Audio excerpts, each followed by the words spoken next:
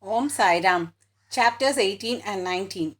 How Hematpant was accepted and blessed.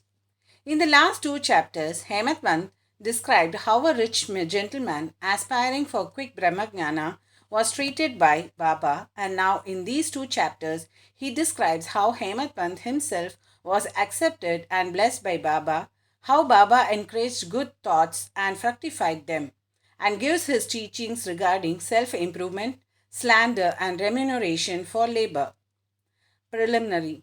It is a well known fact that the Sadguru looks first to the qualifications of a disciple and then gives them suitable instructions without unsettling their minds in the least and leads them on towards the goal of self realization. In this respect, some say that what the Sadguru teaches or instructs should not be divulged to others. They think that their instructions become useless if they are published. This view is not correct. The Sadguru is like a monsoon cloud. He pours down profusely, that is, scatters widely his nectar like teachings. These we should enjoy and assimilate to our heart's content and then serve others with them without any reserve. This rule should apply not only to what he teaches in our waking state, but to the visions he gives us in our dreams. To quote an instance, Buddha Kaushika Rishi composed his celebrated Ramraksha Stotra, which he had seen in his dream. Like a loving mother forcing bitter but wholesome medicines down the throats of her children for the sake of their health, Sai Baba imparted spiritual instructions to his devotees. His method was not veiled or secret, but quite open. The devotees who followed his instructions got their object. Sadgurus like Sai Baba open our eyes of intellect and show us the divine beauties of the self and fulfill our tender longings of devotion. When this is done, our desire for sense objects vanishes. Twin fruits of Viveka, that is discrimination, and Vairagya, the dispassion or non attachment, come to our hands, and knowledge sprouts up even in the sleep. All this we get when we come in contact with saints, serve them, and secure their love. The Lord, who fulfills the desires of his devotees, comes to our aid, removes our troubles and sufferings, and makes us happy. This progress or development is entirely due to the help of the Sadguru, who is regarded as the Lord himself. Therefore, we should always be after the Sadguru, hear his stories, fall at his feet, and serve him. Now we come to our main story. Mr. Sade. There was a gentleman named Mr. Sade who had attained some publicity many years ago during Crawford regime, which was put down by Lord Ray, the then Governor of Bombay. He suffered severe losses in trade. Other adverse circumstances gave him much trouble and made him sad and dejected. Being restless, he thought of leaving home and going out to a distant place. Man does not generally think of God, but when difficulties and calamities overtake him, he turns to him and prays for relief. If his evil actions have come to an end, God arranges his meeting with a saint who gives him proper directions regarding his welfare. Mr. Sade had similar experience. His friends advised him to go to Shirdi, where so many people were flocking to get Sai Baba's darshan for getting peace of mind and the satisfaction of their wants.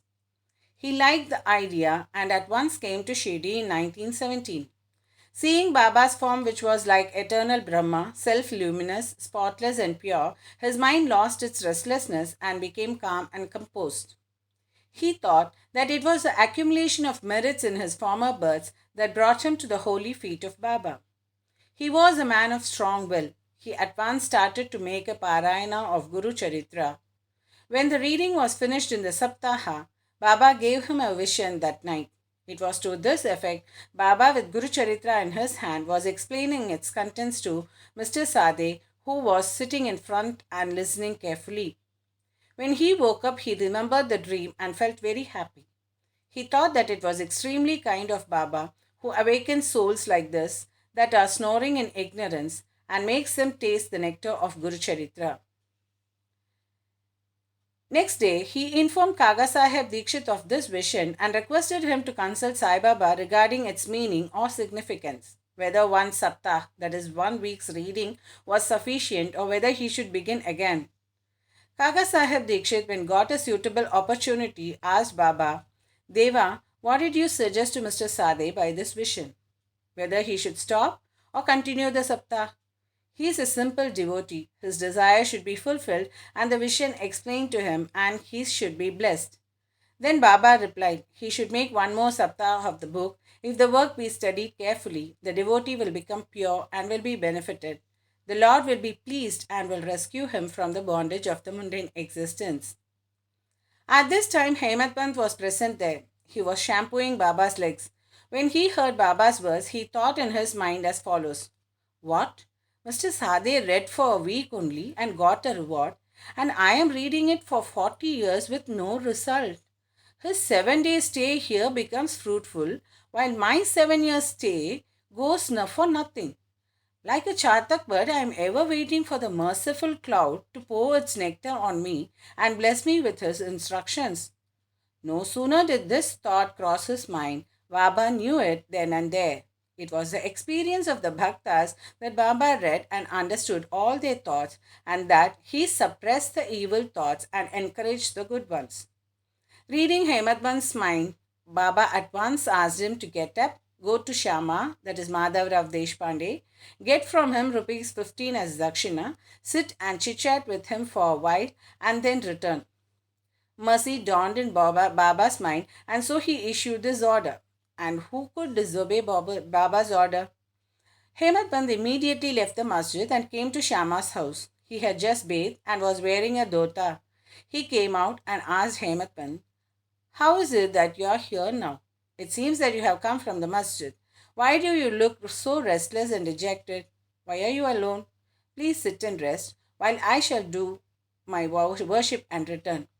In the meanwhile, you please take panvida, that is the leaves and betel nuts, etc. Let us then have a pleasant chat. After saying this, he went inside and Hematpan sat alone in the front veranda. He saw in the window a well-known Marathi book named Nath Bhagavat. This is a commentary by the Saint Eknath on the 11th skanda of the bigger Sanskrit work, the Bhagavat. At the suggestion or recommendation of Saibaba, Messrs. Babu Sahib Jog and Kaka Sahib Dikshit read daily in Shirdi Bhagavad Gita with its Marathi commentary named Bhavartha Deepika or Jnaneshwari, which is a dialogue between Krishna and his friend devotee Arjuna, and Nath Bhagavat, a dialogue between Krishna and his servant devotee Uddhava, and also Eknath's the other big work, namely Bhavartha Ramayana.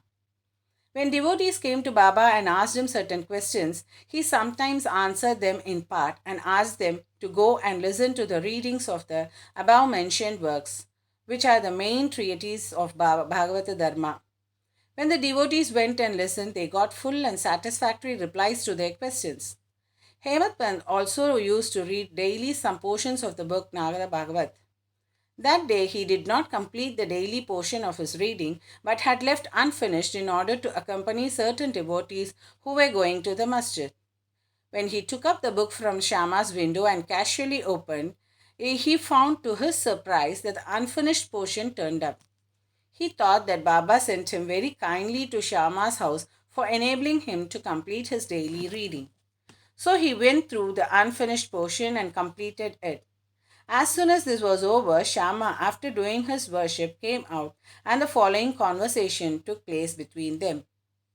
Hematban, I have come with a message from Baba. He has asked me to return with rupees 15 as dakshina from you, also to sit with you for a while and have a pleasant chit-chat and then return to the masjid with you. Shama, with surprise, I have no money to give. Take my 15 namaskaras in lieu of rupees as dakshina to Baba. Hematvan, all right, your namaskaras are accepted. Now let us have some chit-chat. Tell me some stories and leelas of Baba which will destroy our sins. Shama, then sit here for a while. Wonderful is the sport of this god. You know it already. I am a village rustic while you are an enlightened citizen. You have seen some more leelas since your coming here. How should I describe them before you? Well, take these leaves, betel nut and chunam, and eat the panvida while I go in, dress myself and come out. In a few minutes, Shama came out and sat talking with Hematpan. He said, the leela of this god is inscrutable. There is no end to his leelas. Who can see them? He plays or sports with his Leela, still he is outside of them. What do we rustics know? Why does not Baba himself tell stories? Why does he send learned men like you to fools like me? His ways are inconceivable. I can only say that they are not human. With this preface, Shama added, I now remember a story which I shall relate it to you. I know it personally. As a devotee is resolute and determined, so is Baba's immediate response. Sometimes Baba puts the devotees to severe test and then gives them Upadesh. As soon as Hematpant heard the word Upadesh, a flash of lightning crossed through his mind. He at once remembered the story of Mr. Sade's Guru Charitra reading and thought that Baba might have sent him to Shama in order to give peace to his restless mind. However, he curbed this feeling and began to listen to Shama's stories. They all showed how kind and affectionate Baba was to his devotees. Hematpant began to feel a sort of joy while hearing them. Then Shama began to tell the following story. Mrs. Radhabhai Deshmukh. There was an old woman by name Radhabhai. She was the mother of one Kashaba Deshmukh. Hearing Baba's fame, she came to Shirdi with the people of Sangamner. She took Baba's darshan and was much satisfied. She loved Baba intimately and resolved in her mind that she should accept Baba as her guru and take some upadesh from him. She knew nothing else. She determined to fast herself unto death so long as Baba did not accept her and give her any upadesh or mantra. She stayed in her lodging and left off taking any food or water for 3 days. I was frightened by this ordeal of the old woman and interceded with Baba on her behalf. I said, Deva, what is this you have started? You drag so many persons here. You know that old lady. She is very obstinate and depends on you entirely. She has resolved to fast unto death if you don't accept and instruct her. If anything worse happens, people will blame you and say that Baba did not instruct her and consequently she met her death. So take some mercy on her, bless her, and instruct her. On seeing her determination, Baba sent for her, changed the turn of her mind by addressing her as follows. O mother, why are you subjecting yourself to unnecessary tortures and hastening your death? You are really my mother and I am your child. Take pity on me and hear me through. I tell you my own story, which if you listen carefully will do you good. I had a guru. He was a great saint and was most merciful. I served him long, very long. Still, he could not blow any mantra into my ears. I had a keen desire never to leave him but stay with him and serve him and at all costs receive some instructions from him. But he had his own way. He first got my head shaved and asked me 2 pies as dakshina. I gave the same at once. If you say that as my guru was perfect, why should he ask for money and how should he be called desireless? I replied painfully that he never cared for coins. What had he to do with them? His 2 pies were 1. Firm faith and 2nd. Patience or perseverance. I gave these 2 pies or things to him and he was pleased. I resorted to my guru for 12 years. He brought me up. There was no dearth of food and clothing. He was full of love. Nay, he was love incarnate. How can I describe it? He loved me most. Rare is a guru like him. When I looked at him, he seemed as if he was in deep meditation, and then we both were filled with bliss. Night and day, I gazed at him with no thought of hunger and thirst. Without him, I felt restless. I had no other object to meditate, nor any other thing than my guru to attend. He was my sole refuge. My mind was always fixed on him. This is 1 pies dakshina. Saburi, that is patience or perseverance, is the other pies. I waited patiently and very long on my guru and served him. This saburi will ferry you across the sea of this mundane existence. Saburi is manliness in man. It removes all sins and afflictions, gets rid of calamities in various ways, and casts aside all fear and ultimately gives you success. Saburi is the mine of virtues, consort of good thought. Nishta, that is faith, and Saburi, that is patience, are like twin sisters loving each other very intimately. My Guru never expected anything from me. He never neglected me, but protected me at all times. I lived with him and was sometimes away from him, still I never felt the want or absence of his love. He always protected me by his glance, just as a tortoise feeds her young ones, whether they are near her or away from her on the other side of the river bank, by her loving looks. Oh, mother, my Guru never taught me any mantra. Then how shall I blow any mantra in your ears? Just remember that Guru's tortoise like loving glance gives us happiness. Do not try to get mantra or upadesh from anybody. Make me the sole object of your thoughts and actions, and you will no doubt attain Paramatma, that is the spiritual goal of life. Look at me wholeheartedly, and I am in turn look at you similarly. Sitting in this masjid, I speak the truth, nothing but the truth. No sadhanas, no proficiency in the six shastras are necessary. Have faith and confidence in your Guru. Believe fully that Guru is the sole actor or doer. Blessed is he who knows the greatness of his Guru and thinks him to be Hari, Hara, and Brahma, that is the Trimurti incarnate. Instructed in this way, the old lady was convinced. She bowed to Baba and gave up her fast. Hearing this story carefully and attentively and marking its significance and appropriateness, Hemat Pant was most agreeably surprised. Seeing this wonderful Leela of Baba, he was moved from top to toe. He was overflowing with joy. His throat was choked and he was not able to utter a single word. Shama, on seeing him in this condition, asked him, "What is the matter with you? Why are you silent? How many innumerable Leelas of Baba shall I describe?" Just at that time, the bell in the masjid began to ring, proclaiming that the noon worship and arati ceremony had begun. Therefore, Shama and Haimat Band hurried to the masjid. Babu Sahib Jog had just started the worship.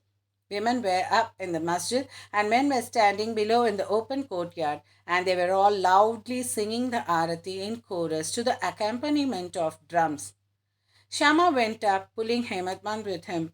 He sat to the right and Hematband in front of Baba. On seeing them, Baba asked Hematband to give the dakshina brought from Shama. He replied that Shama gave namaskaras in lieu of rupees and that he was there in person. Baba said, "All right, now let me know whether you both had a chit chat, and if so, tell me all that you talked about." Not minding the sounds of the bell, the drum, and the chorus songs, Hemat Pant was eager to tell what they had talked and started to narrate it.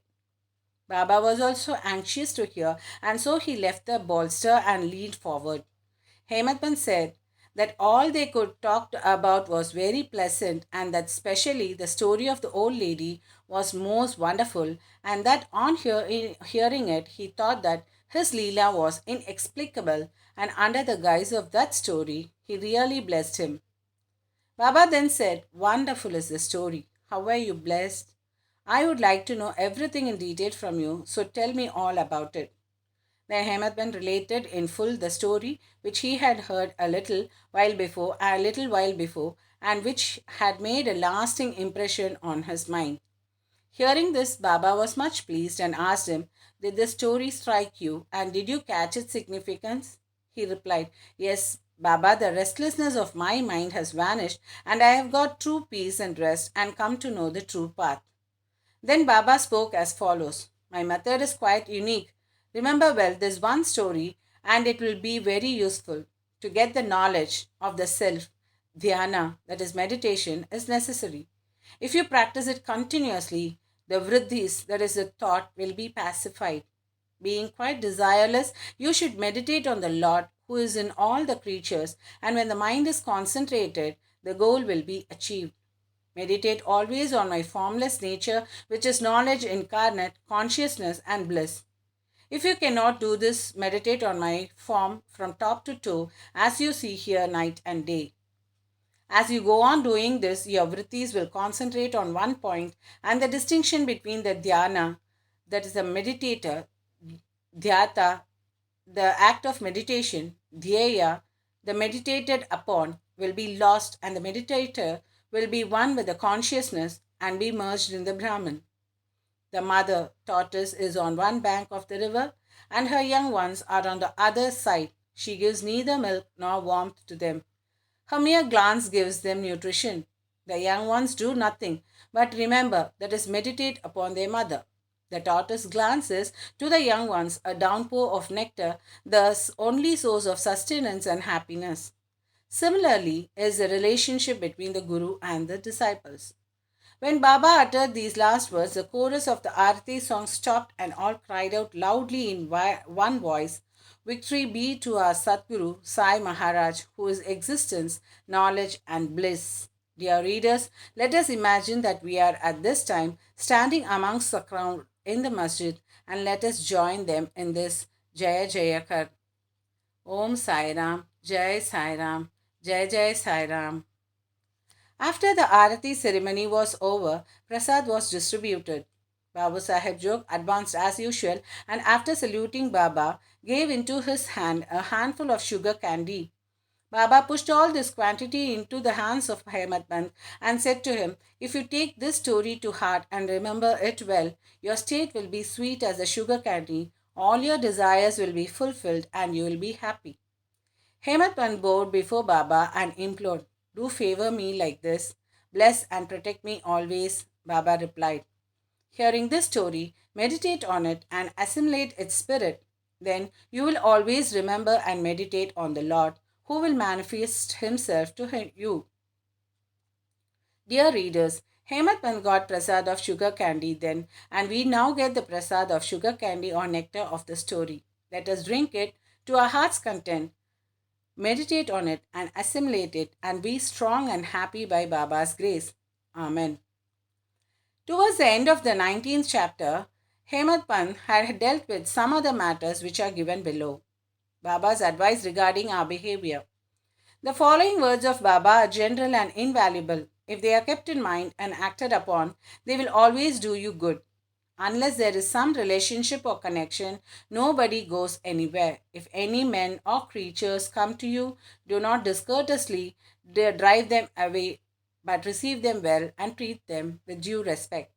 Sri Hari will be certainly pleased if you give water to the thirsty, bread to the hungry, clothes to the naked, and your veranda to strangers for sitting and resting. If anybody wants any money from you and you are not inclined to give, do not give, but do not bark at him like a dog.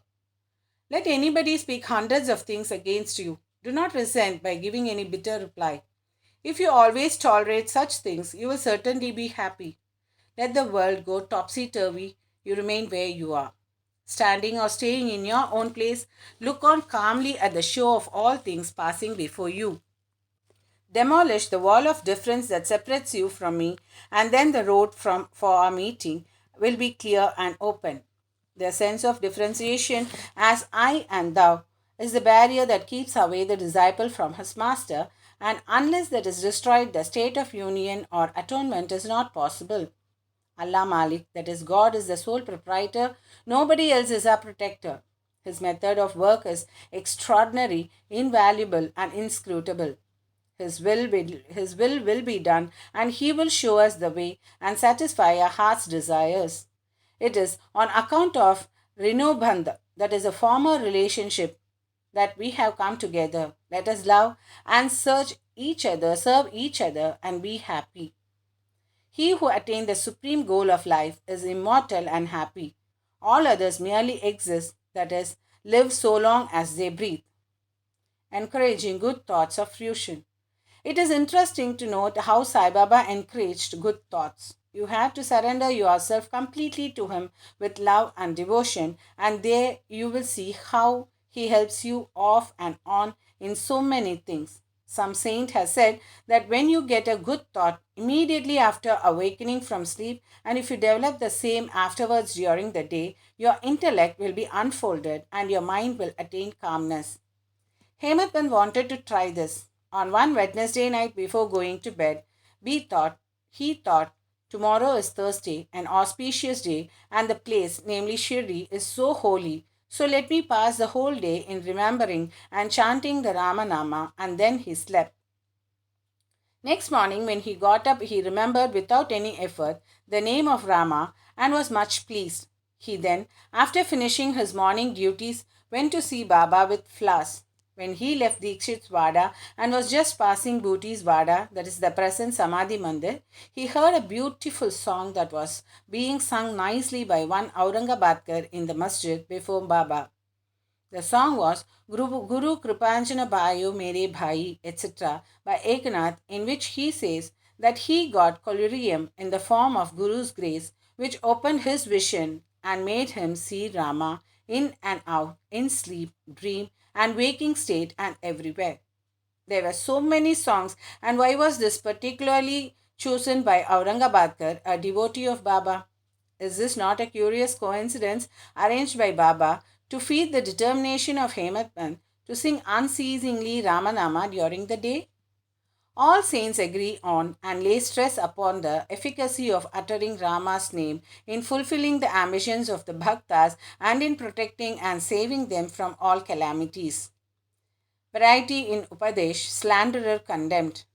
Sai Baba required no special place nor any special time for giving instructions. Whenever any occasion demanded, he gave them freely.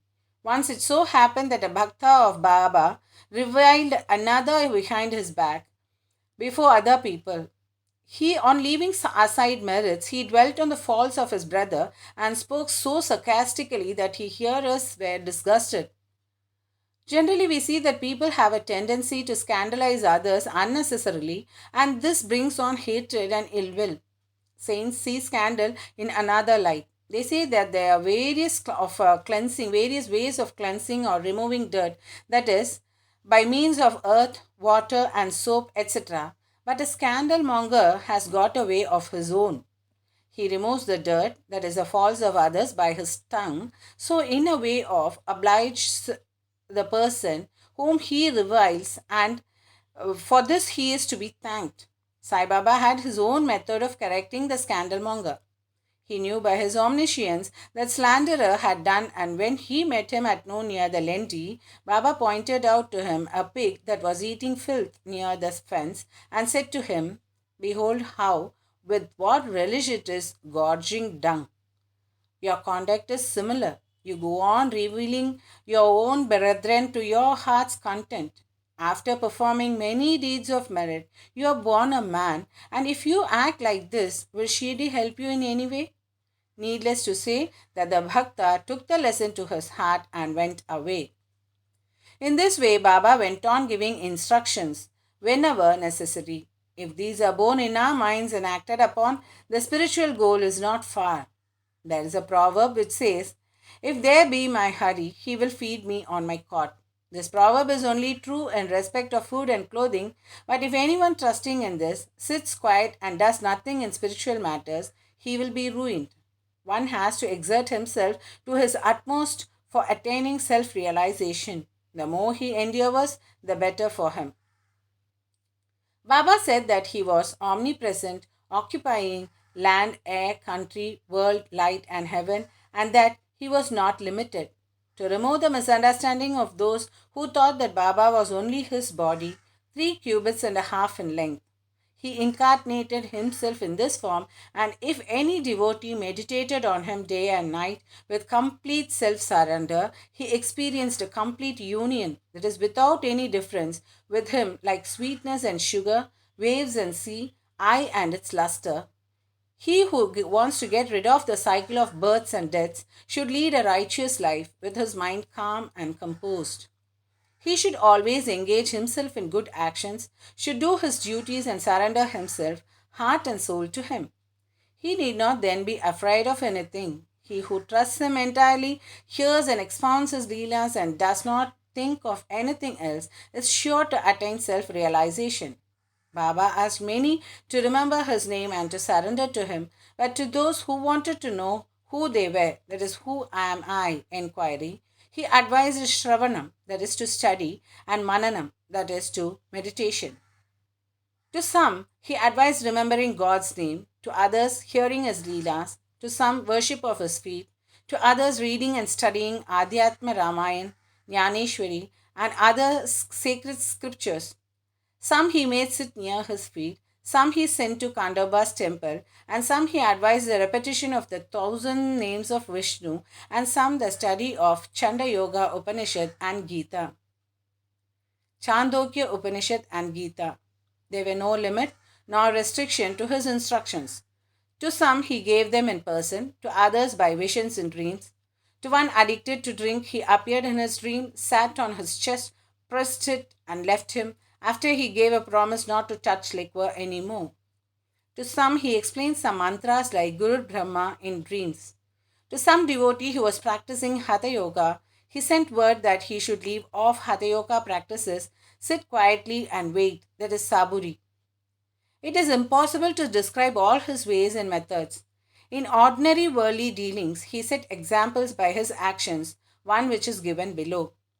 Remuneration for labor.